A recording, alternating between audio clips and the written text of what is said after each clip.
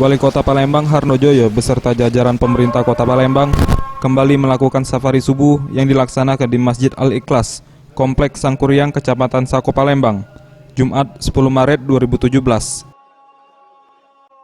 Dalam safari subuh ini dihadiri juga beberapa perangkat desa, kepala camat Sako, beserta tokoh agama setempat.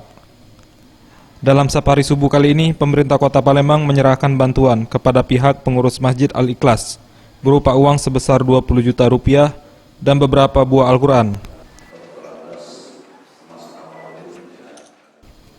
Wali Kota Palembang Harnojoyo mengatakan, selain safari subuh ini merupakan cara untuk bersilaturahmi dengan warga Palembang, warga juga dapat menyalurkan aspirasinya kepada pemerintah Kota Palembang, sehingga apapun kebutuhan prioritas yang ada di masyarakat dapat segera pemerintah kota kerjakan tanpa harus menunda-nunda waktu. Yang kedua, di samping kita untuk membina hubungan silaturahim kepada masyarakat, kita juga menjaring aspirasi.